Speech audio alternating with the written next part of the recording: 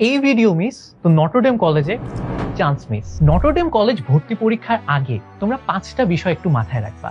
Board বইয়ের যে concept গুলো আছে সেগুলো যদি তোমার ক্লিয়ার থাকে তাহলে নটরডেম কলেজে ভর্তি পরীক্ষার 90% প্রিপারেশন তোমার ডান। যদি কেউ তোমাকে এখন বলে যে এমসিকিউ আসবে অথবা না শূন্যস্থান আসবে অথবা শর্ট কোয়েশ্চেন আসবে, কারো কথা বিশ্বাস করবা না। কারণ নটরডেম কলেজে ভর্তি পরীক্ষায় বসার আগ পর্যন্ত কেউ জানতে পারে না এমসিকিউ আসবে, শর্ট কোয়েশ্চেন আসবে নাকি শূন্যস্থান আসবে। তাই সবগুলোর প্রপার প্রিপারেশন নিয়ে যাওয়া। অনেকে জানতে চাও যে দিনে কত ঘন্টা করে পড়তে হবে।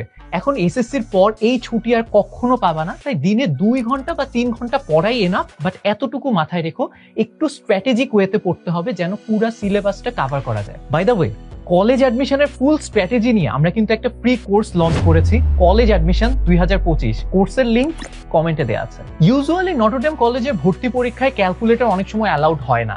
সো ইন দ্যাট কেস মাথায় রাখবা যে এমন কঠিন কোনো ক্যালকুলেশন তোমাকে দিবে না যেটা তুমি ক্যালকুলেটর ছাড়া সলভ করতে পারবা না, জাস্ট বেসিক যোগ বিয়োগ গুণ অথবা ভাগ। তো এসএসসির পরের এই ছুটিতে অনেক বেশি পড়াশোনা করতে হবে না, জাস্ট এতটুকু মেক শিওর করো এসএসসি পরীক্ষা শেষ হওয়ার পর যতটুকু তুমি পারতা কলেজ অ্যাডমিশন পরীক্ষার আগে তুমি যেন অতটুকু পারো। যা যা পারো এখন সেটা যেন ভুলে না যাও, তাহলেই হবে।